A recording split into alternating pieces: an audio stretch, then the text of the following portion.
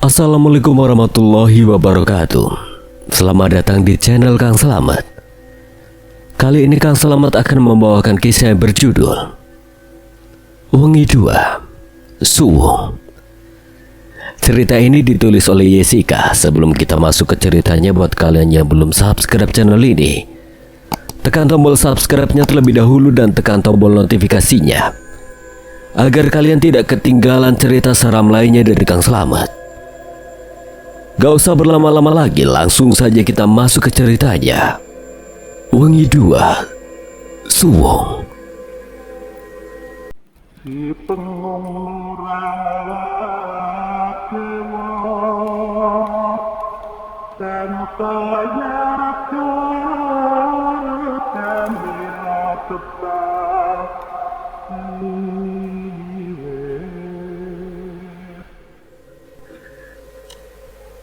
Setahu aku, dulu Kalis Curug sering dijadikan tempat untuk meruat orang yang sakit karena diguna-guna.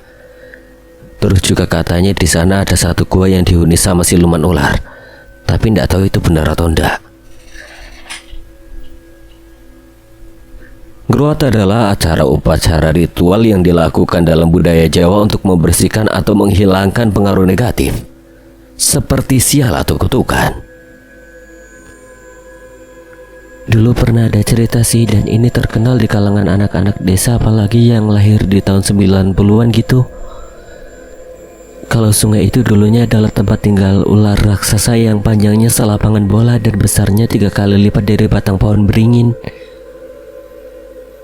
Nah, aku juga ingat cerita itu, tapi entah itu cuma mitos atau kenyataan. Sani menoleh ke arah Cika, lalu gadis bergamis semel itu mengangguk dengan yakin. Besok bisa antar kami ke sungai itu. Sani dan Jika masih terjaga, kendati jarum jam mulai bergerak ke pukul 12 malam. Jika melirik untuk yang kesekian kali ke arah jendela, bernapas lega saat tirai berwarna merah marun itu tertutup rapat. Bayangan sosok mengerikannya berdiri di luar jendela seperti waktu itu sukses membuatnya sedikit terancam. Apalagi energi dari sosok itu yang sehitam jelaka, sungguh pekat dan jahat. Jadi Arimbi yang bisikin kamu soal sungai itu? Sani melepas kacamata bacanya dan mulai menarik selimutnya hingga sebatas dada. Iya mbak, baik Arimbi maupun Amung Rekso memang tidak bisa sembarangan bergerak, karena di tempat ini pun energinya macam-macam. Kalau bentrok kita juga yang repot. Jadi kita bakal agak susah buat cari informasi secara batini ya. Berharap aja supaya para ayang kasih sedikit penglihatan buat aku ataupun mbak. Sani mengangguk lalu menghela napasnya. Dia menoleh ke arah Cika lantas tersenyum. Mending sekarang kamu tidur deh. Udah jam segini, di luar juga kayaknya udah sepi banget. Kalau di desa jam segini udah sepi banget ya mbak. Padahal baru mau jam 12, mbak tidur juga Gi. Jika menguap lalu menyamakan tubuhnya agar bisa tidur dengan nyenyak. Kamu tidur duluan aja, mbak belum ngantuk banget. Udah, tidur aja kamu. Sani mengelus pelan rambut Cika, membuat adiknya itu lama-lama terbuai dan menutup matanya hingga deru napasnya mulai terdengar teratur. Tangan Sani berhenti mengelus surah hitam milik Cika. Bunyi barusan terdengar seperti kenop pintu yang terbuka. Kepalanya spontan menoleh ke arah pintu, dan matanya membulat sempurna ketika di dekat pintu kamar itu berdiri perempuan berkebaya dengan wajah yang sangat familiar. Tengah berdiri sambil menatap Sani dengan pandangan yang sulit untuk diartikan. Sani tertegun, namun 10 detik berikutnya badannya seperti ditarik oleh kekuatan yang tak terlihat. Dia seperti masuk dan meluncur dengan kecepatan tinggi ke dalam sebuah lorong, hingga tiba-tiba pandangannya gelap lalu berangsur-angsur memburam, dan cahaya kekuningan mulai membuat pandangannya jelas seperti biasa. Nafas Sani memburu, kedua kakinya seperti menapak di atas dedaunan yang basah. Angin dari segala arah menerpanya, rasanya dingin dan mencekam. Di sekelilingnya hanya ada pohon yang menjulang, rasanya seperti dikepung oleh sesuatu yang tak terlihat. Perempuan berkebaya itu tiba-tiba berjalan melewati Sani dan entah dorongan dari mana, Sani dengan sadar mengikuti langkah perempuan itu. Mereka berjalan menembus ilalang lalu berbelok ke arah barat hingga kini terlihatlah sebuah bangunan mewah khas kerajaan. Sani lagi-lagi tertegun, matanya memperhatikan sekeliling, di mana banyak sekali prajurit berbadan tegap dengan ageman khas Jawa berdiri berjejer. Mereka juga lalu lalang dengan membawa tombak. Sani kembali melangkah dan dengan kecepatan yang tidak masuk akal tiba-tiba dia sudah berada di sebuah ruangan. Ruangan itu remang-remang dengan hanya ada satu meja dan satu kursi yang diletakkan di tengah-tengah ruangan. Sani melangkah mendekat, semakin dekat dengan meja itu. Hawa dingin semakin membungkus tubuhnya. Hingga saat dia berdiri di depan meja itu terlihatlah sebuah kertas berwarna coklat gelap. Sani mengambilnya melihat apa yang tertulis di sana. Semuanya menggunakan huruf Jawa kuno, namun anehnya Sani bisa membacanya dengan mudah. Sani terus membacanya hingga pada sebuah nama di akhir, matanya membulat sempurna. Dan tiba-tiba perempuan berkebaya itu datang bersamaan dengan seberkas cahaya seperti langit senja yang membuat pandangan Sani buram. Mata Sani terbuka sepenuhnya. Dia langsung menoleh ke arah Cika yang membalikkan tubuhnya ke samping. Adiknya itu masih tertidur pulas dan Sani kini berada di kamarnya kembali. Perlahan Sani memeluk Cika dari samping, tak sadar sebuah air mata mengalir jatuh melewati pipinya. Azan subuh berkumandang 30 menit yang lalu. Hawa di luar masih sangat dingin. Begitupun langitnya juga masih sedikit gelap. Temanggung memang selalu dingin jika sedang musim tembakau seperti ini. Vibes-nya yang khas membuat Sani hanya berdiam diri di belakang rumah sambil merapatkan jaketnya. Cika datang membawa 2 mug berisi teh jahe yang masih panas. Dia meletakkannya di atas meja lalu duduk di samping Sani, memperhatikan wajah sang kakak dari samping yang tengah menatap ke arah langit berwarna kekuningan. Sepertinya matahari sudah akan terbit jika menghirup napas dalam-dalam. Udara di tempat ini masih sangat segar dan itu membuatnya rileks sejenak. Mbak gak apa-apa. Dari tadi setelah sholat subuh aku perhatiin Mbak diam aja kayak lagi mikirin sesuatu. Tanya Cika, tangannya meraih mug dengan gambar bunga itu lalu dia sesap cairan di dalamnya. Aroma jahe dan rasa teh yang bercampur dengan tanaman apotek hidup itu membuat tubuhnya sedikit menghangat. Sani tak langsung menjawab, dia hanya menghela napas dan menolehkan kepalanya ke arah Cika. Gadis berlesung pipi itu menatap Cika dengan tatapan yang menyedihkan, membuat Cika spontan mengelus pundak Sani sambil berucap dengan diri. Katakan aja Mbak, aku tahu Mbak pasti ngeliat sesuatu. Menurut kamu apa arti dari kembang Wijaya Kusuma yang ada di surat itu? Cika terdiam namun matanya menatap Sani dengan tatapannya sedikit sayu. Gadis itu membuang muka lalu kepalanya mendongak dan berganti menatap langit.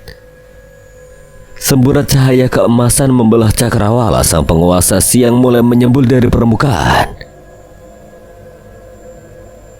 Kembang Wijaya Kusuma mekar.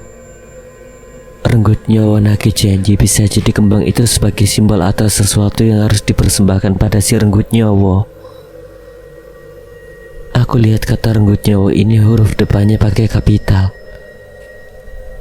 Berarti itu adalah nama sesuatu. Bisa jadi sesuatu yang dimaksud adalah sosok tak kasat mata.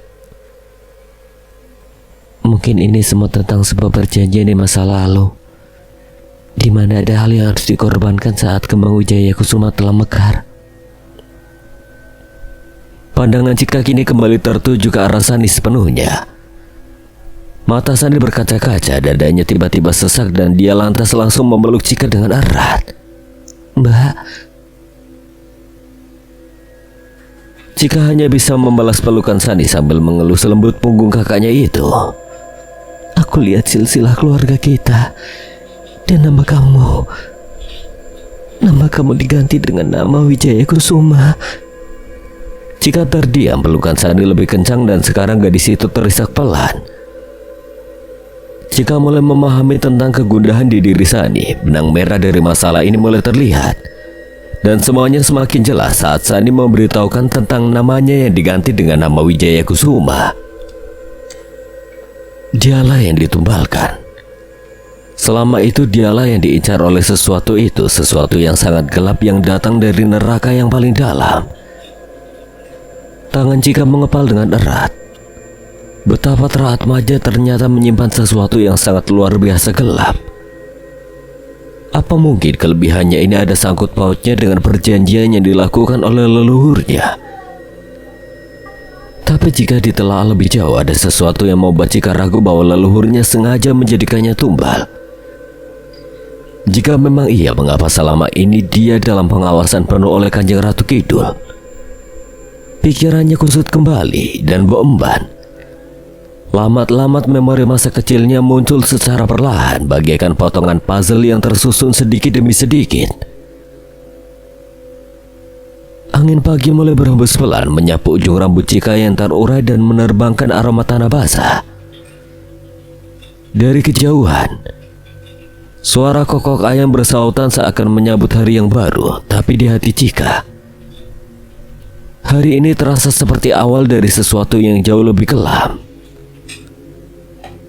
Pelukan Sani mulai melonggar, tapi tangan kakaknya masih menggenggam lengan Cika erat seolah takut adiknya akan hilang kapan saja.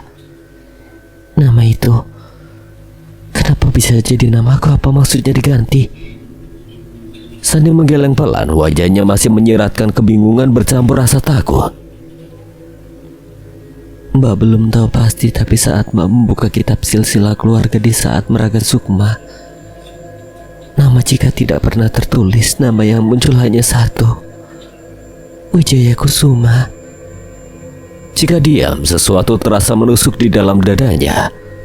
Entah karena kebenaran itu sendiri atau karena bagian dari dirinya seolah telah diambil paksa oleh masa lalu. Dulu waktu kecil aku pernah mimpi bunga putih besar yang mekar di tengah danau hitam. Di mimpi itu aku berdiri sendirian. Ada suara-suara perempuan tua yang hilang. Saat kau mekar, janji itu lunas. Sani menatap adiknya dengan mata membelalak. Kenapa kamu gak pernah cerita? Aku pikir itu cuma mimpi aneh, tapi sekarang semuanya mulai masuk akal. Dari balik rumah, suara pintu kayu tua berderi terdengar, langkah kaki pelan menghampiri. Lalu muncul sesosok perempuan tua berkain lurik dan selendang batik kumal yang digantungkan di bahu kirinya. Boemban, sosok yang sejak kecil selalu menjaga Cika seperti bayangan. Wajahnya keriput, tapi sorot matanya tajam seperti mampu menembus dinding realita. Nawedo, kowe wis ngerti saiki. Suaranya parau namun dalam. Suara-suara itu telah hidup ratusan tahun lamanya. Cika berdiri perlahan, tubuhnya kaku.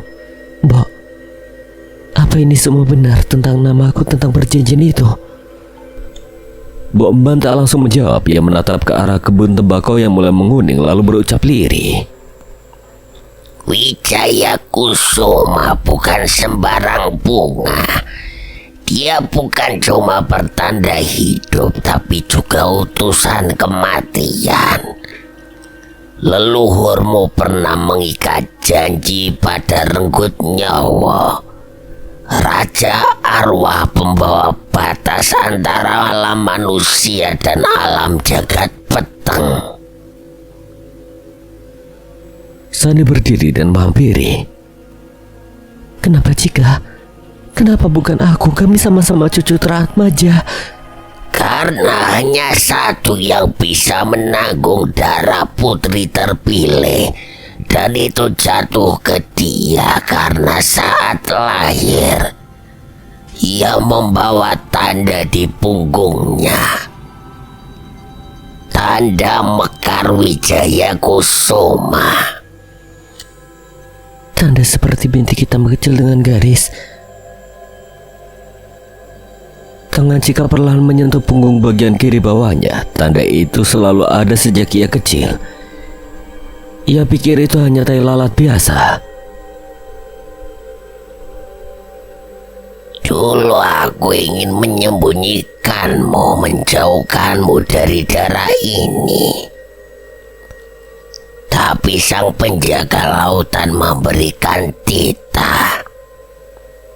Kanjeng Ratu Kidul. Sani menelan ludah. Jadi Cika benar-benar di bawah perlindungan beliau. Mbok Emban mengangguk. Namun waktu hampir habis. Kembang itu sudah mekar 3 malam lalu. Renggut nyawa akan datang saat purnama berikut. Ia ingin menagih janjinya. Cika merasa lututnya lemas. Dunia seperti berputar. Langit perlahan berubah dari keemasan jadi biru keabu-abuan yang pucat. Angin pagi tadi yang terasa sejuk kini dinginnya menyusup ke dalam tulang. Sani menatap Mbok Emban lekat-lekat. Lalu apa yang harus kami lakukan? Apa kita bisa menghentikan ini? Mbok Emban berjalan mendekat dan dari balik selendangnya ia mengeluarkan selembar kain putih kucel yang dibungkus dengan benang merah. Tangannya gemetar saat menyerahkan ke Sani. Ini tapak tilas leluhur, ada mantra di dalamnya. Tapi hanya bisa dibuka saat roh kalian meraga sukma. Kalian harus pergi ke Pasaran Peteng, tempat perjanjian itu pertama kali diucapkan. Di sanalah nasib Cika bisa diubah atau selamanya tergadaikan. Pasaran Peteng. Alam di bawah tanah terselubung kabut dan api. Hanya bisa dimasuki lewat gerbang balik jiwa. Gerbang itu terletak di Bukit Sindoro kecil di bawah pohon randu gung kembar. Kita ke sana. Kita akan selesaikan ini. Mbak gak akan biarkan siapapun ambil kamu. Cika mengangguk, tapi di dalam hatinya ia tahu perjalanan ini bukan sekedar ke alam lain. Ini adalah pertaruhan nyawa karena Pasaran Peteng bukan tempat untuk manusia hidup. Malam itu saat angin mulai berhenti berhembus dan dunia terasa diam. 2 tubuh gadis berbaring dalam posisi meditasi di dalam kamar. Dupa menyala dengan bau harum menyengat. Mbok Emban duduk di tengah membaca mantra dalam bahasa Jawa kuno yang terasa seperti menggema di kepala mereka. Tubuh Cika perlahan terasa ringan seperti kapas. Ia merasakan jiwanya terangkat, melayang keluar dari tubuh. Di sampingnya Sani mengalami hal yang sama. Cahaya putih menyilaukan mengantar mereka melintasi batas dunia. Tubuh mereka tampak masih terbaring, tapi kesadaran mereka kini berada di ruangan lain. Saat membuka mata, mereka berdiri di depan pohon randu gung kembar yang menjulang tinggi dengan akar melingkar seperti naga. Udara di sana berat dan tanahnya menghitam seperti arang. Sani menoleh ke adiknya lalu menggenggam tangannya. Kamu siap? Cika mengangguk meski ketakutan menghimpit dadanya. Mereka berjalan ke arah lubang gelap di antara 2 pohon. Suara berbisik mulai terdengar dari dalam lubang. Suara anak-anak menangis, perempuan tertawa lirih, dan suara laki-laki membaca mantra patah-patah. Begitu kaki mereka menyentuh tanah Pasaran Peteng, bumi berguncang pelan, kabut hitam menyelimuti mereka dan sosok tinggi besar berjubah hitam perlahan muncul dari balik kabut. Matanya merah menyala, suaranya bergema di seluruh ruang. Wijaya Kusuma, akhirnya kau datang. Udara di Pasaran Peteng terasa seperti kabut pekat bercampur darah. Setiap tarikan napas terasa menusuk paru-paru dan langit tak terlihat. Hanya hamparan tanah hitam mengkilap seperti kulit ular terbakar. Di sekeliling mereka bayangan-bayangan tinggi menjulang, berdiri diam tanpa bentuk pasti seperti patung manusia yang ditikam waktu. Di hadapan mereka sosok berjubah hitam dengan mata merah menyala masih berdiri. Kepalanya miring, mulutnya tak berbentuk. Hanya gelap yang menganga, suaranya berat dan serak, seperti ribuan bisikan saling menumpuk. Wijaya Kusuma, darahmu masih hangat. Kau datang sendiri atau dibawa? Cika merinding dari kepala hingga ujung kaki. Ia tidak menjawab. Tangannya menggenggam erat tangan Sani, dan dari genggaman itu Sani bisa merasakan getaran yang tidak pernah ia rasakan sebelumnya. Ketakutan yang begitu dalam dari adik yang selalu kuat di depannya. Jangan jawab. Jangan biarkan dia tahu kita takut.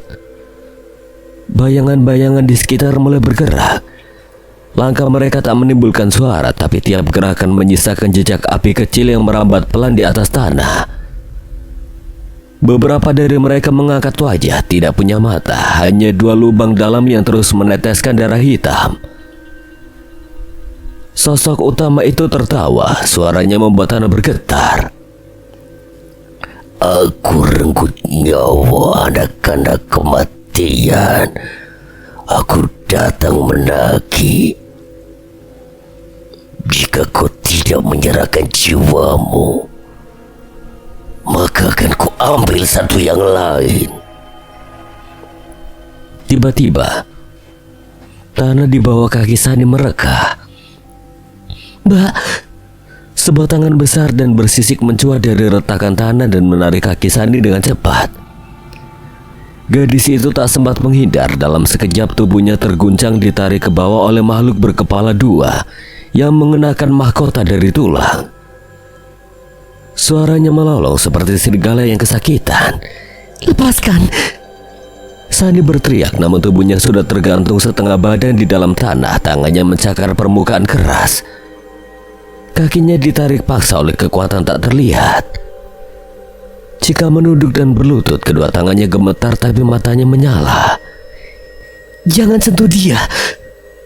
Untuk pertama kalinya udara di sekitar Cika bergerak tak alami. Hawa panas menyeruak dari tubuhnya. Mata ketakutannya berubah menjadi kilau putih pucat. Udara di sekeliling Sani terhembas. Tangan iblis itu melepaskan cengkeramannya, melolong seperti terbakar. Cika menarik Sani sekuat tenaga hingga tubuh kakaknya berhasil terangkat dari lubang. Napas Sani memburu, tubuhnya kotor penuh darah hitam dan debu. Ia memeluk adiknya erat. Mbak kira Mbak akan mati barusan. Cika menangis diam-diam lalu berbisik. Aku gak bisa kehilangan kamu, Mbak. Jangan pergi. Jangan biarkan mereka ambil Mbak. Namun renggut nyawa tidak diam. Kini ia melayang. Tangannya menjulur. Lalu dari balik tubuhnya muncullah 3 sosok tinggi. Panglima iblis, salah satunya mengenakan jubah dari kulit manusia. Satu lagi kepalanya dipenuhi paku seperti duri pohon randu. Dan yang terakhir berwajah perempuan dengan mulut di perut. Mereka berjalan perlahan menatap Sani. Kau yang lemah akan lebih mudah dibawa, bisik si wajah perempuan sebelum menjerit begitu keras hingga tanah berguncang. Sani dan Cika terpental mundur. Suara jeritan itu seperti masuk langsung ke dalam otak. Sani hampir pingsan. Mereka gak akan berhenti, Dek. Kamu harus pergi, tinggalkan Mbak. Enggak. Nada suaranya bergema lebih dalam, lebih tua saat matanya terbuka. Cahaya putih menyilaukan keluar dari irisnya. Tubuhnya mulai berubah aura. Suara-suara dari dimensi lain datang bersamaan seperti bisikan roh, mantra tua dan nyanyian gamelan dalam tempo lambat. Dari tanah bunga wijaya kusuma putih tumbuh dan mekar di sekitar kaki Cika. Cahaya itu membentuk lingkaran di tanah. Tapak tilas leluhur telah terbuka. Duh yang agung kaulo nyuwun panangkaling jagat peteng. Kaulo nyuwun cahya muka kemnyawijikake waris atmo kaulo. 3 panglima iblis berteriak serentak. Tubuh mereka terbakar oleh cahaya Wijaya Kusuma yang tumbuh dari tanah. Renggut Nyawa mundur 2 langkah, suaranya mengeram dalam bahasa yang tidak dimengerti. Itu bukan mantra manusia. Itu suara dari dunia atas. Cika kini berdiri tegak. Di sekelilingnya roh berwujud cahaya muncul. Satu di antaranya mengenakan kebaya hijau dengan mahkota kecil di kepalanya. Ia menatap Cika tersenyum samar lalu meletakkan tangan di dada Cika. Waktumu telah tiba. Pewaris sejati bukan hanya tumbal, tapi pengikat ulang janji.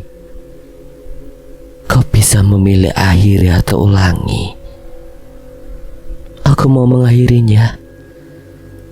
Aku gak mau darah keluarga ini terus jadi tumbal. Cahaya dari tangan roh itu masuk ke dalam tubuh Cika. Tiba-tiba tanah pasaran petang mulai retak. Kabut menghisap dirinya sendiri. Bayangan-bayangan menghilang satu persatu. Renggut Nyawa mengangkat tangannya berteriak marah, namun tubuhnya seperti ditarik oleh kekuatan tak terlihat. Ini belum selesai. Darahmu akan kusempurnakan di malam ke-7. Ledakan cahaya menyilaukan semuanya lalu senyap. Saat Sani membuka mata, yang mendapati dirinya kembali di kamarnya. Tubuhnya basah oleh keringat, dan di sampingnya Cika duduk memegangi keningnya. Dek, apa yang terjadi? Cika tidak langsung menjawab. Ia menatap tangannya sendiri lalu berkata pelan. Mereka belum hilang, tapi sekarang mereka takut. Dan untuk pertama kalinya sejak semua ini dimulai, mereka tahu perang ini belum berakhir. Tapi harapan kini berpihak pada mereka. Matahari baru saja terbenam meninggalkan langit berwarna merah darah di atas perbukitan Temanggung. Hening menyelimuti rumah kayu tua milik keluarga Atmaja. Daun-daun kering berdesir pelan, seakan ditarik napas panjang dari bumi. Sani duduk di dekat jendela belakang rumah memandangi kebun tembakau yang mulai menguning. Tapi ada sesuatu yang berbeda malam itu. Udara terasa lebih berat. Sunyi yang menggantung bukan sunyi biasa, melainkan sunyi yang menggigit. Dia berdiri membuka pintu kayu yang berdiri pelan lalu melangkah ke pekarangan belakang. Bulan sabit menggantung redup di langit, memantulkan cahaya pucat di sela-sela ranting pepohonan. Langkahnya terhenti. Ada sesuatu berdiri di tepi kebun. Sosok tinggi besar, tubuhnya seperti dibalut akar dan ranting pohon mati. Dengan 2 tanduk besar mencuat dari kepala. Matanya merah, tapi bukan merah bercahaya, melainkan merah seperti bara yang dipadamkan. Dia tidak bergerak, tapi kehadirannya memecahkan teror purba. Sani refleks mundur, nafasnya tercekat. Setan alas. Dia tahu itu bukan hantu biasa. Itu adalah salah satu panglima Renggut Nyawa. Sosok itu tak bicara, hanya berdiri diam menghadap rumah seolah menunggu. Lalu dari dalam tubuhnya terdengar suara bisikan serak. Janji belum usai. Jiwa belum lunas.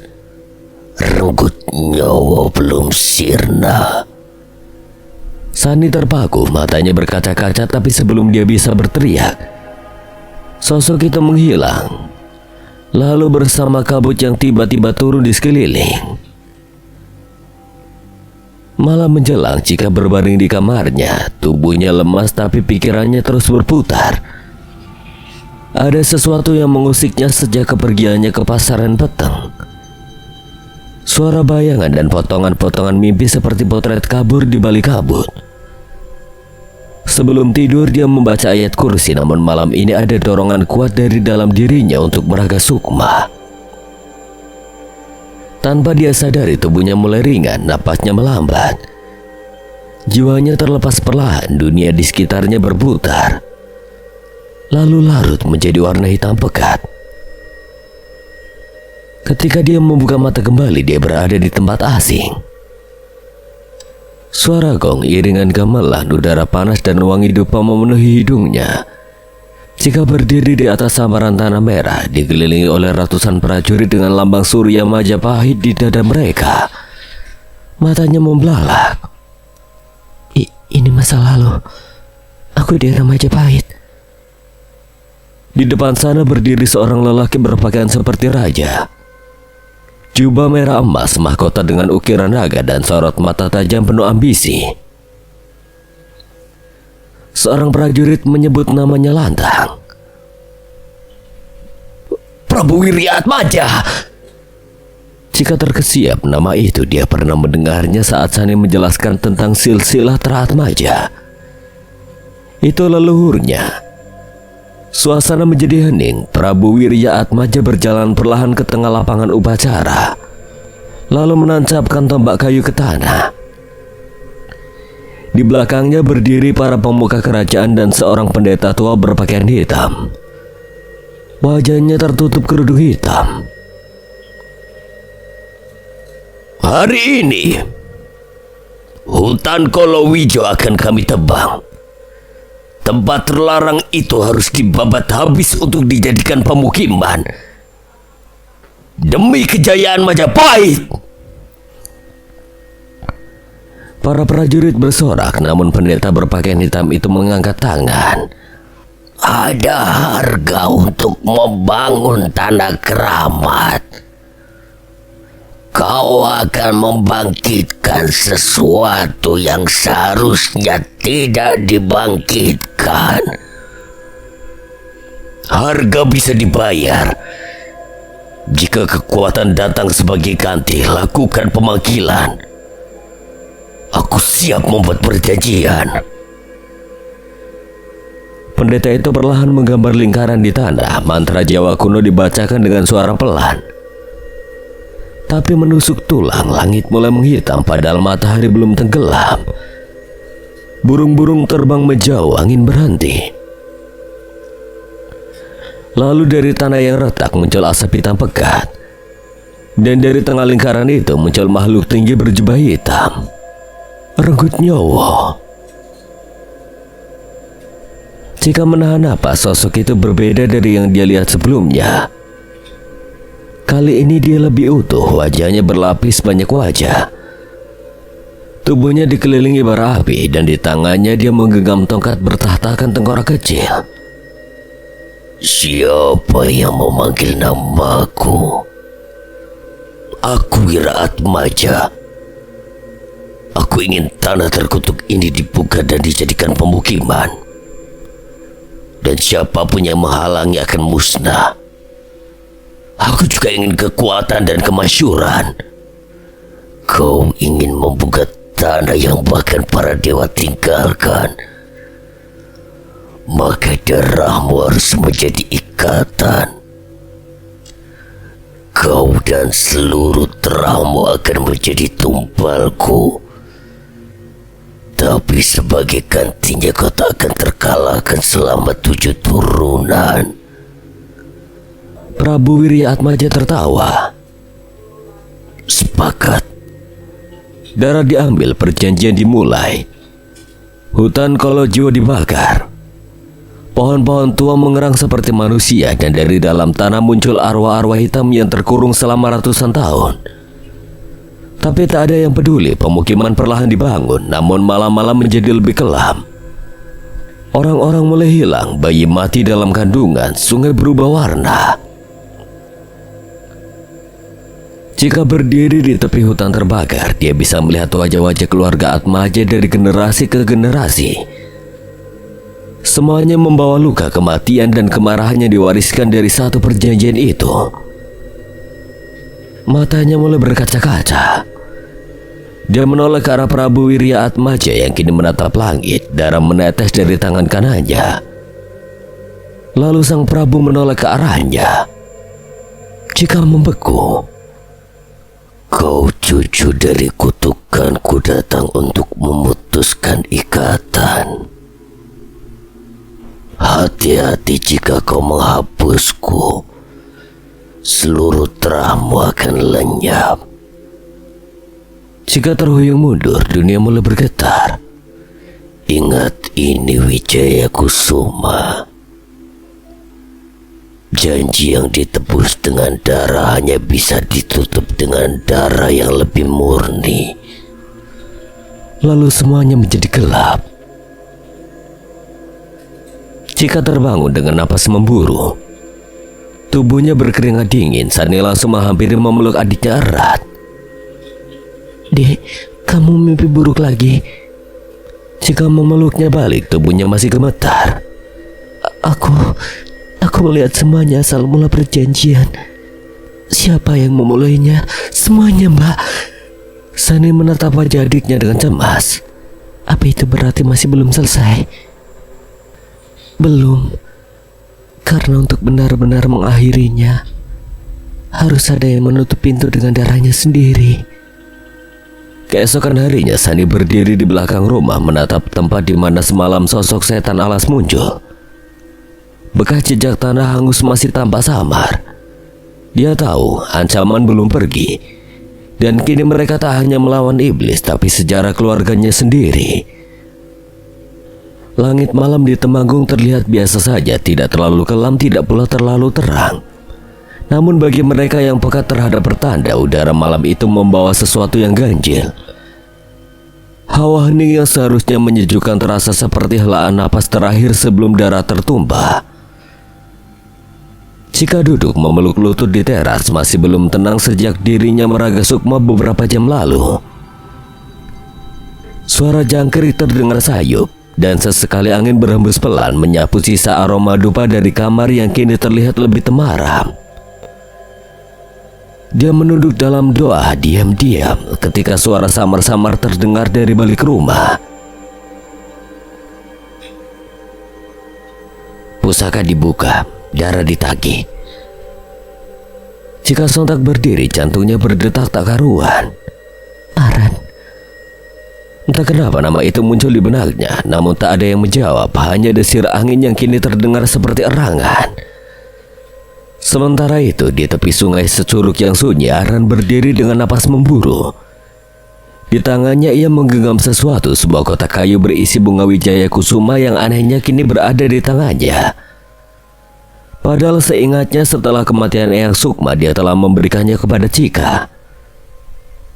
Dia menatap kotak itu, lalu mengangkatnya pelan seolah sedang berbicara pada sesuatu yang tak terlihat.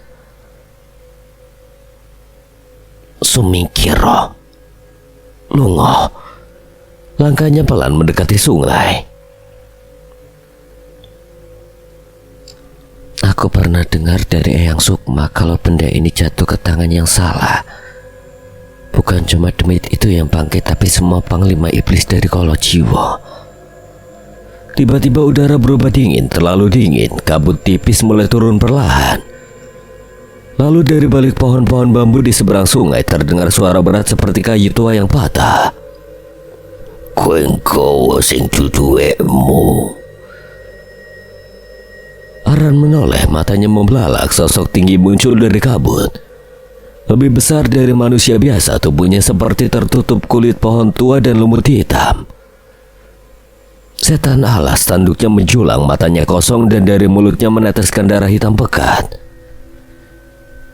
Aran mundur 2 langkah. Sumikiro. Tapi setan alas hanya mengangkat tangan. Angin mendadak menghantam tubuh Aran. Dia terpental jatuh ke tanah berbatu. Kotak kayu itu terlempar, menggelinding dan terbuka sebagian, memperlihatkan sekuntum bunga Wijaya Kusuma yang terbungkus kain mori. Aran merangkak mencoba mengambilnya, namun setan alas sudah melangkah pelan. Darah pelindung harus mengalir. Mata yang tahu harus ditutup, lidah yang bicara harus dipotong. Cakar hitam menghantam dada Aran, darah memercik, dan dalam satu gerakan, tubuh Aran terangkat ke udara lalu dibanting ke batu sungai. Tulang-tulangnya remuk dengan bunyi yang mengerikan. Malah menelan jeritanya. Di sisi lain desa, Gita berjalan seorang diri melewati lapangan desa. Dia baru saja pulang dari rumah temannya, tempat dia biasa berkonsultasi tentang masalah percintaannya yang sedang pelik. Langkahnya cepat, namun tiba-tiba dia terdiam. Langit berubah, bintang-bintang menghilang, suara gamelan lambat terdengar samar, seolah berasal dari dasar bumi. Udara membusuk dan di tengah lapangan sosok itu berdiri. Darukitat Mojo. Suaranya seperti tumbuhan tua yang dicabut dari akar. Gita mencoba melangkah mundur, tapi tubuhnya membeku. Kamu mau apa? Kau darah yang dekat, kau tahu cerita maka harus diam. Tanpa aba-aba, makhluk itu menghentak tanah. Dari dalam bumi, akar-akar besar menjulur naik, melilit tubuh kita seperti ular lapar. Kita berteriak sekuat tenaga, namun ceritanya lenyap dalam kabut. Akar menembus perutnya, lalu lehernya. Tubuhnya tergantung di udara seperti wayang yang patah. Sani baru saja menutup pintu kamar saat suara gedoran pintu terdengar menusuk telinganya. Sebuah panggilan dari kepala dusun. Tangan Sani gemetar saat membuka pintu. Mbak Sani, cepat ke kali Securo. Ada yang menemukan arah tergeletak di pinggir kali, tapi sudah nggak bernyawa. Sani terdiam, dunia runtuh dalam sekejap. Belum sempat dia berbicara, suara lain masuk. Tetangga yang lain kali ini menangis sambil tergopoh-gopoh menuju ke dalam rumah. Kita juga ditemukan di lapangan. Ya Allah Mbak, mayatnya ndak wajar. Sani tercekat dengan wajah syok dan pucat pasi jika keluar dari kamar. Wajahnya masih lelah. Mbak, kenapa? Aran dan Gita mereka meninggal, Dek. Pagi itu langit Temanggung tidak seperti biasanya. Warga berkumpul di dua titik, tepi sungai dan lapangan desa. Dua jenazah dibaringkan di bawah kain putih, tapi wajah mereka sulit dikenali. Jika menangis dalam diam, dia berlutut di depan jenazah Gita. Tangannya tak berhenti gemetar. Sani duduk di sebelahnya memeluk kotak kayu yang berhasil ditemukan di dekat jenazah Aran. Mbak, bagaimana mungkin kotak kayu itu ada di sini? Mbak nggak tahu deh, tapi feeling Mbak semua ini pasti berhubungan sama renggut nyawa. Jika menatap langit, sinar matahari seperti enggan untuk menampakkan diri. Hanya mendung yang menggelayuti, tak ada jawaban. Tapi satu hal yang jelas, mereka sedang berada di tengah perang besar yang sudah dimulai bahkan sebelum mereka lahir. Dan malam itu, setan alas telah memberi pesan yang sangat jelas. Hari ketiga setelah kematian Aran dan Gita, desa masih dibungkus duka. Awan seperti enggan bergerak, hawa dingin menyusup sampai ke tulang, seolah alam turut berkabung atas dua nyawa yang direnggut secara keji. Sani belum bicara banyak sejak pemakaman. Dia hanya menjaga Cika dengan diam dan memastikan pusaka Wijaya Kusuma tetap tersegel rapat dalam kotak kayu yang dia letakkan di bawah tempat tidur rumah mereka. Namun malam ini ada yang berubah. Cika tertidur lebih awal, tubuhnya lelah, tapi pikirannya kacau. Saat matanya terpejam, dia tidak masuk ke dalam mimpi biasa. Dia seperti ditarik oleh aliran kuat yang menyeretnya melalui kabut dan bayangan. Saat membuka mata kembali, dia sudah berdiri di tepi sungai Securuk. Namun ini bukan sungai Securuk seperti yang dia kenal dari cerita Aran dan Gita. Langitnya merah gelap, air sungainya mengalir perlahan namun berkilau seperti darah beku. Suara gamelan pelan terdengar jauh dan udara mengandung bau dupa serta daging terbakar. Ini masa lalu lagi. Langkahnya membawanya ke dekat air terjun yang menjulang. Di balik tirai air itu terdapat sebuah celah sempit nyaris tak terlihat. Dia mengusap air dari wajahnya dan melangkah masuk. Ternyata di balik air terjun itu ada gua. Dindingnya berlumut dipenuhi pahatan tua dan aksara Jawa kuno.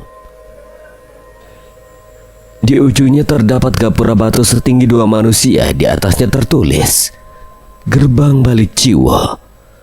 Salah satu gerbang penghubung antara jagat peteng dan dunia manusia ternyata terletak di Sungai Securuk. Jantung Cika berdegup kencang. Dia tahu ini bukan hanya gerbang biasa. Ini adalah tempat para jiwa menyeberang, tempat perjanjian dibuka, dan tempat mimpi berubah menjadi kutukan.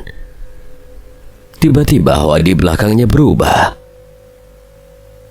Kau terlalu dalam masuk ke masa yang bukan milikmu. Jika menoleh cepat, setan alas tubuhnya tampak lebih besar, lebih utuh. Tanduknya berkilat hitam dan di tangannya tergenggam tongkat kayu yang ujungnya berupa tengkorak ular. Aku hanya ingin tahu kebenarannya.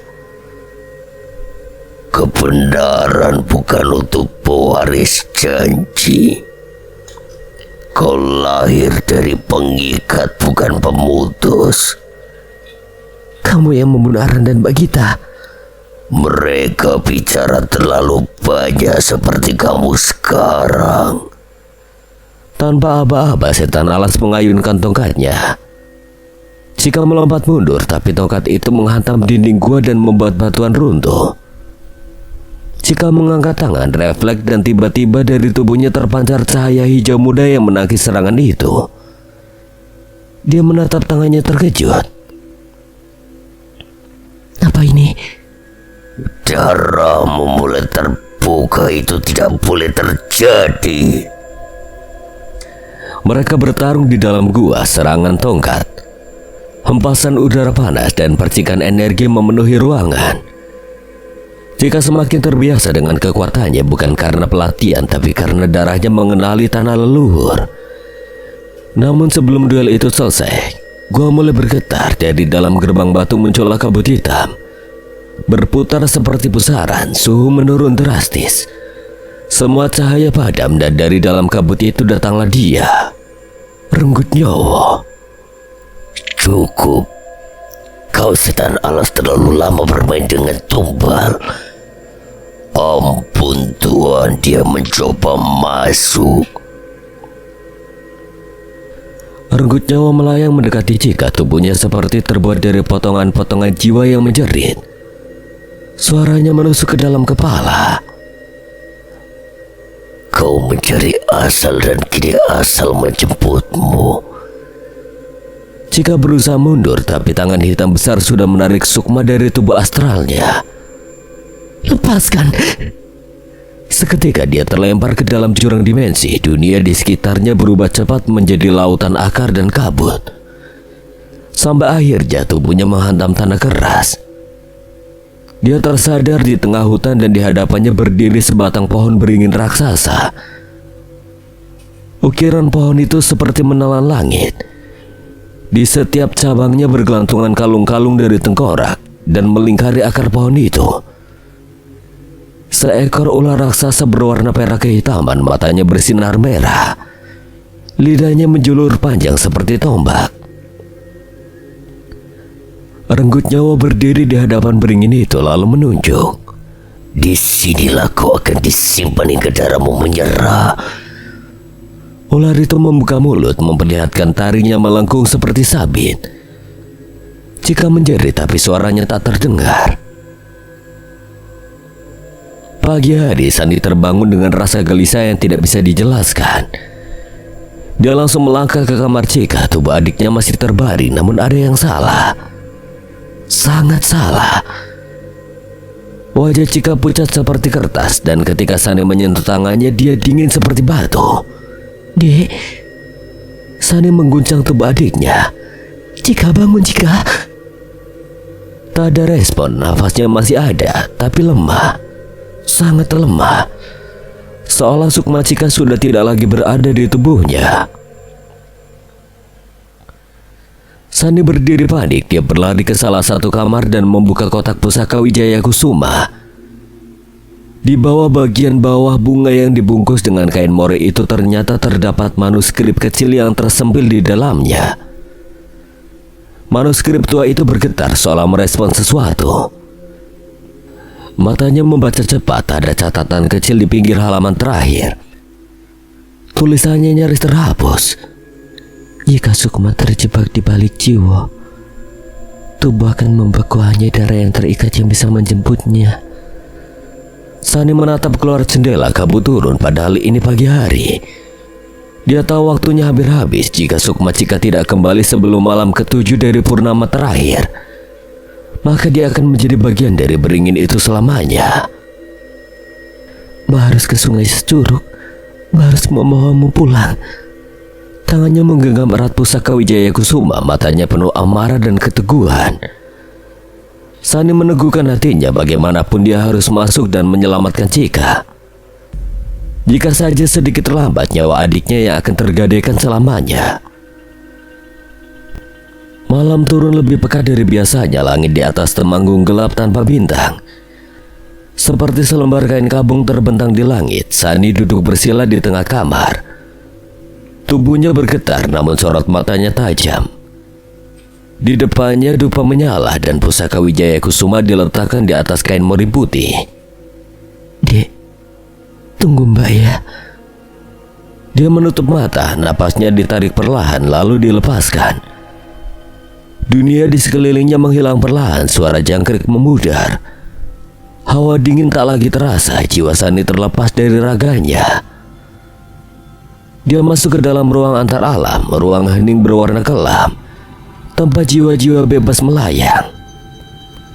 Tapi Sani tak sendiri. Di sana seperti biasa muncul sosok bersinar lembut dengan visual khas prajurit Jawa kuno dan wajah yang tidak pernah menua. Amung Rekso, penjaga astral Sani sejak kecil.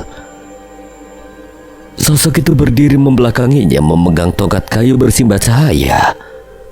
Akhirnya Doro memutuskan turun ke gelanggang. Adikku diambil, aku harus ke gerbang balik jiwa. Perjalanan ke sana bukan seperti sebelumnya. Sekali masuk tidak bisa pulang tanpa luka. Aku tak peduli. Jika harus aku selamatkan atau akan semakin banyak darah yang tertumpah. Amung Rekso mengacungkan tongkatnya ke depan. Sebuah lorong terbuka di tengah kegelapan, dikelilingi akar-akar tua dan suara jerit yang jauh di bawah tanah. Masuklah Doro, tapi bersiaplah, mereka sudah menunggu kita. Sani melangkah ke dalam lorong itu. Dia menembus kabut pekat dan terjatuh ke tengah dataran kelam. Di sekelilingnya tanah retak, darah mengalir di celah bebatuan dan aroma belerang tajam menusuk hidung. Di hadapannya gerbang balik jiwa menjulang, sekarang tertutup oleh ribuan akar hitam yang bergerak seperti tentakel. Di depan gerbang berdiri ratusan sosok makhluk panglima iblis dengan bentuk mengerikan. Tubuh tanpa wajah, kepala berkepala dua. Tangan terbuat dari cakar besi dan mata yang bolong dan bersimbah darah. Lalu dari tengah barisan itu setan alas muncul, matanya menatap Sani dengan penuh kebencian. Kau harusnya hanya melihat, bukan melawan. Sani mencabut keris Wijaya Kusuma dari sarung kainnya. Bilahnya berpendar tipis, namun aura panas memancar dari dalamnya. Pusaka Wijaya Kusuma yang dia tinggal di kamarnya itu ternyata berubah menjadi sebuah keris kuno. Aku datang menjemputmu, adikku. Maka kau akan menyusulnya ke dalam pohon. Jerit perang melengking, pasukan iblis menyerbu. Sani berlari, menerjang dengan tombak bambu kuning dan keris di tangan. Gerakan tubuhnya dilindungi cahaya dari Amung Rekso yang menyerang dari udara, menghantam makhluk dengan mantra dan cahaya suci. Namun jumlah mereka terlalu banyak. Tangan iblis mencakar punggung Sani, mencabik kulit astralnya. Darah menyembur, meski ini dunia sukma, rasa sakitnya nyata. Dia menjerit tapi tak berhenti. Dia berlari membelah jalan melompati tubuh iblis, menghujamkan keris ke kepala makhluk berkepala dua, lalu menerobos ke depan. Satu sosok besar menghantam dadanya, tombak setan alas menancap. Sani terlempar, tubuhnya jatuh menghantam batu cadas. Darah menetes dari mulutnya, tangannya gemetar, kerisnya terlempar jauh. Pandangannya buram, dunia mulai meredup. Mbak gagal. Setan alas mendekat menyiapkan tusukan terakhir. Namun saat tombaknya terangkat, laut tiba-tiba mengamuk di cakrawala astral. Suara gamelan megah menggema dari dasar bumi. Air laut hitam mengalir deras, membelah daratan dan menghanyutkan sebagian pasukan iblis. Udara dipenuhi aroma melati dan dupa laut. Ombak menggulung membentuk singgasana air, dan dari tengahnya muncullah Kanjeng Ratu Kidul. Berbusana hijau dengan mahkota emas, rambutnya terurai panjang seperti arus laut itu sendiri. Mata beliau menyala bagi zamrud, dan tangannya mengangkat tongkat yang ujungnya berbentuk kepala naga. Cukup setan alas. Kau terlalu jauh menyentuh darah Atmaja di bawah perlindunganku. Setan alas meraung marah tapi tak mampu mendekat. Kanjeng Ratu mengangkat tangan. Sani yang nyaris pingsan terangkat oleh gelombang dan dibawa menjauh dari medan perang.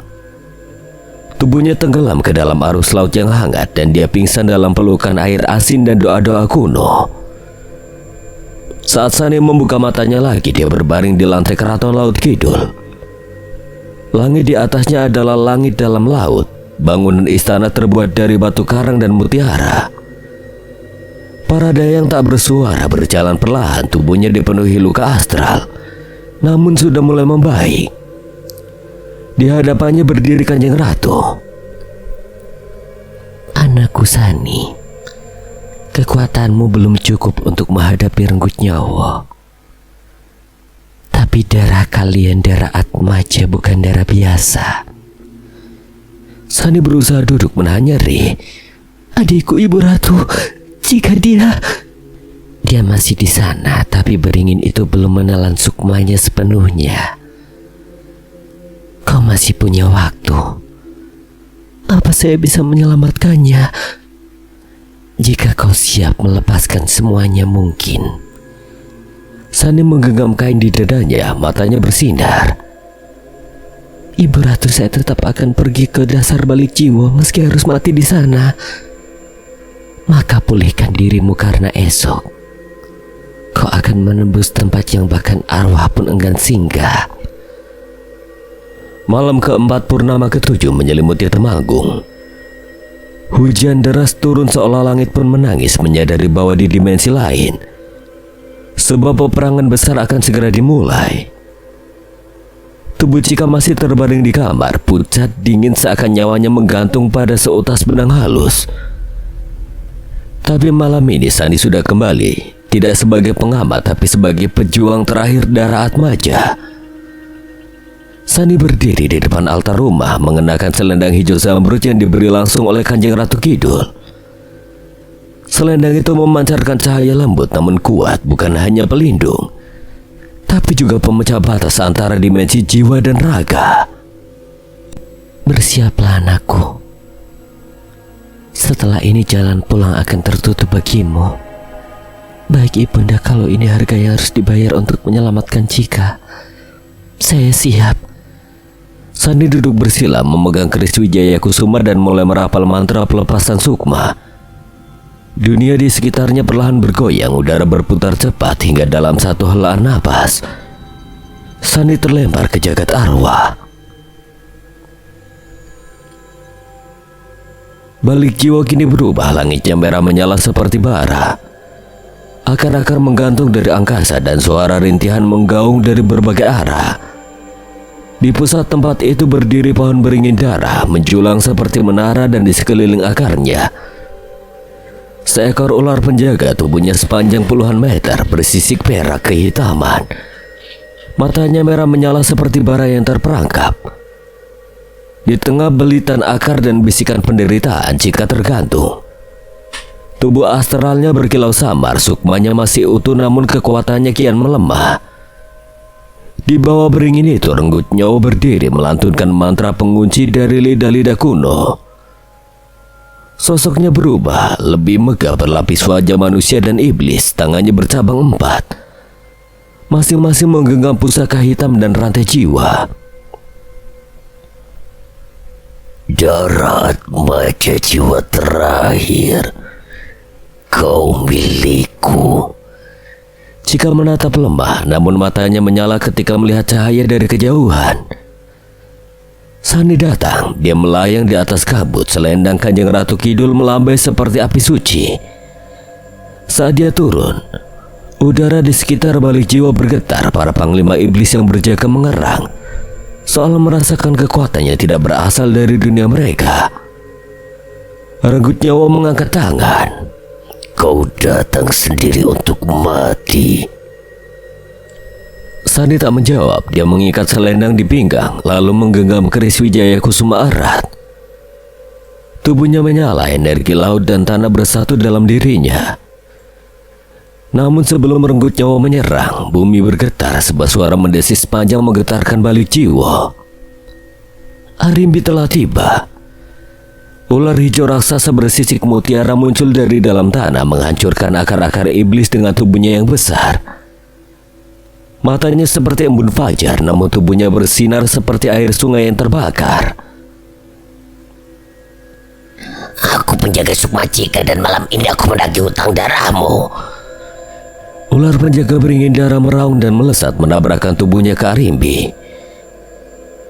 Keduanya bertarung hebat, gigi saling menggigit, ekor memecah tanah. Darah hitam dan hijau menyembur ke segala arah. Sementara itu Sani menerobos ke arah akar tempat Cika tergantung. Namun puluhan panglima iblis menyerangnya. Sani berputar mengayunkan keris dan selendangnya. Cahaya hijau memotong tubuh-tubuh iblis seperti air asin yang membakar luka. Namun semakin dia maju, semakin banyak yang datang. Tiba-tiba dari belakang setan alas muncul dan menghujamkan tombaknya. Sani tak sempat menangkis sepenuhnya. Tombak itu menusuk bahunya. Darah astralnya menyembur. Dia terjatuh, tubuhnya menghantam akar berduri. Matanya berkunang-kunang. Setan alas mendekat, menyiapkan tusukan terakhir. Tapi dari atas Cika membuka matanya. Lepaskan dia! Dengan sisa tenaga dia menarik keris Wijaya Kusuma yang entah bagaimana sampai ke tangannya. Cahaya menyilaukan meledak dari tubuhnya. Belitan akar terputus dan dia jatuh tepat ke tanah di samping Sani. Dek, sekarang Mbak. Mereka berdiri berdampingan, dua darah atmaja, dua jiwa yang menolak tunduk. Renggut Nyawa meraung. Jika kalian memutuskan perjanjian ini, maka seluruh kekuatan yang mengalir dalam darahmu akan padam. Kalian bukan siapa-siapa setelah ini. Apa kamu siap? Kalau itu artinya kita bebas, aku siap. Mereka berdua menusukkan keris Wijaya Kusuma ke akar utama beringin darah. Cahaya putih menyembur ke langit, jeritan membelah dimensi. Renggut Nyawa menjerit marah. Tubuhnya meledak menjadi kabut hitam yang diserap oleh tanah. Setan alas terbakar dalam api suci, akar-akar kering dan berubah menjadi abu. Ular penjaga beringin menjerit lalu runtuh. Arimbi melilitnya terakhir kali, lalu lenyap bersama dalam ledakan cahaya. Beringin darah runtuh dan balik jiwa mulai ambruk. Saat Sani dan Cika terbangun, fajar menyingsing di Temanggung. Mereka berdua terbaring di dalam kamar, tangan masih saling menggenggam. Namun saat Sani membuka matanya dan menatap sekeliling, dunia terasa sunyi. Cika duduk pelan. Mbak, kamu kembali, Dek. Namun wajahnya berubah sendu jika menatap mata kakaknya. Mbak gak bisa lihat apa-apa lagi, Dek. Mbak udah gak bisa lihat dunia mereka lagi. Gak bisa gambar mereka lagi. Mbak udah buta pada jagat arwah. Cika memeluk kakaknya erat, menahan air mata, namun Sani tersenyum. Tapi kamu selamat, kita selamat. Itu cukup. Di luar, matahari pagi menghentikan tanah. Angin berhembus lembut, membawa wangi bunga Wijaya Kusuma yang baru mekar di pekarangan. Perjanjian itu sudah berakhir, tapi harga yang dibayar akan dikenang selamanya. 3 hari telah berlalu sejak malam ketika beringin darah tumbang dan balik jiwa runtuh. Tapi bagi Cika waktu seperti bergerak lambat. Setiap detik adalah ruang kosong yang belum sempat diisi, seperti rumah tua yang ditinggal penghuni lama. Setelah perdebatannya cukup panjang, Cika tetap bersikukuh untuk pulang ke Yogyakarta menggunakan bis. Dia tidak ingin Sani yang masih sedikit pucat harus kembali menguras tenaganya untuk menyetir berjam-jam. Mereka duduk berdampingan di dalam bis malam jurusan Temanggung, Yogyakarta. Tak banyak kata, di luar kabut masih menyelimuti jalan pegunungannya berliku. Seakan enggan melepas dua jiwa yang baru saja keluar dari pelukan kematian. Cika menoleh ke samping, Sani tertidur, kepalanya bersandar di jendela. Wajahnya tenang tapi kosong. Dia tidak lagi seperti Sani yang dulu, yang selalu waspada, yang bisa menggambar sosok makhluk tak kasat mata hanya dalam sekali tatap, yang bisa membaca aura ruangan seperti membaca surat kabar pagi. Kini Sani adalah Sani yang tidak lagi bisa melihat, bukan buta dalam arti harfiah, tapi buta akan lapisan dunia yang dulu begitu akrab untuknya. Dan itu karena Cika. Tangannya menggenggam tangan kakaknya pelan. Maaf yang tak terucap bergemuruh dalam dadanya. Bis melaju menembus dinginnya malam, membelah jalanan sepi yang meliuk seperti garis nasib. Langit pekat, bintang-bintang redup di balik awan, tapi cahaya kecil masih menari di sudut hati mereka. Mereka selamat. Mereka pulang. Sesampainya di Yogyakarta, hawa kota itu menyambut dengan pelan, hangat. Bersahaja deru kendaraan, aroma gudeg dari warung pinggir jalan, dan senyum-senyum dari orang-orang tak dikenal terasa seperti sentuhan lembut dari dunia nyata. Cika membuka pintu rumah kecil mereka di kawasan kota gede, sunyi. Dinding-dinding rumah masih sama, tanaman gantung di teras masih menguning. Lukisan-lukisan Sani tergantung di dinding, beberapa di antaranya menggambarkan sosok-sosok yang kini hanya bisa dilihat oleh Cika seorang. Sani menatap kosong ke arah lukisan-lukisan itu. Kayaknya sekarang mereka cuma jadi dekorasi biasa ya. Ada senyum tipis di bibirnya, tapi bukan senyum bahagia. Senyum ikhlas. Mbak, aku udah dek. Gak ada yang perlu disesali. Kalau disuruh milih, Mbak akan tetap pilih kehilangan ini asal kamu bisa hidup dengan tenang. Cika tak sanggup bicara, dia hanya menunduk menahan air mata yang sudah terlalu lama menggenang. Hari-hari berikutnya berlalu dalam kesunyian yang berbeda, tidak lagi sunyi karena horor, tapi sunyi karena ada ruang yang hilang. Sani sering duduk di beranda saat senja, menatap matahari terbenam seperti menatap dunia yang perlahan menjauh darinya. Dunia yang dulu dia pahami kini tidak bisa disentuh lagi. Tapi anehnya Sani tetap lebih ringan, lebih damai. Malam-malam mereka kini diisi dengan obrolan ringan tentang rencana hidup, tentang tanaman baru yang hendak ditanam di kebun belakang, atau tentang novel horor yang dulu selalu membuat mereka takut tapi ketagihan. Namun sesekali Cika tetap terbangun di tengah malam, keringat dingin membasahi tubuhnya. Jeritan jiwa-jiwa yang pernah dia temui terkadang masih memanggil dalam tidurnya. Dan setiap kali itu terjadi, dia akan merapat ke kamar Sani lalu berbaring di atas ranjangnya, hanya mendengarkan suara napas kakaknya agar merasa aman. Satu malam Sani memanggilnya. Dek, iya, kalau suatu saat kamu gak bisa lagi melihat apapun yang di sana, kamu akan tetap jadi kamu. Aku gak tahu Mbak, tapi kalau kehilangan itu artinya aku bisa ngerasain dunia yang ini, dunia yang nyata. Mungkin aku akan bersyukur juga. Kita ini kayak pelancong yang nyasar ke negeri orang dan akhirnya memutuskan pulang tanpa bawa oleh-oleh. Tapi kita pulang dengan nyawa dan luka. Keduanya terdiam, tapi malam itu ada sesuatu yang terasa usai. Bukan hanya cerita mereka, tapi kutukan yang pernah membelit Rahat Maja selama ratusan tahun. Perjanjian darah telah terputus, renggut nyawa kembali terkurung di balik batas dimensi. Setan alas telah menjadi abu dan Arimbi sang penjaga kembali ke alamnya, membawa kedamaian bagi Sukma Cika. Namun tidak ada kemenangan yang tidak membayar harga. Pada satu pagi Cika duduk di studio kecil mereka. Dia menatap lukisan-lukisan Sani yang belum selesai. Satu lukisan membuatnya terdiam cukup lama, lukisan terakhir yang Sani buat sebelum kehilangan kemampuannya. Gambaran samar tentang seorang gadis dan ular hijau besar yang berdiri di depan pohon beringin raksasa. Cika menyentuh lukisan itu, matanya berkaca-kaca. Dia tahu saat itu, bahkan sebelum semuanya dimulai, Sani sudah menggambar apa yang akan terjadi. Di luar angin berembus pelan membawa wangi melati dari halaman. Cahaya pagi masuk dari jendela membentuk bayangan lembut di lantai.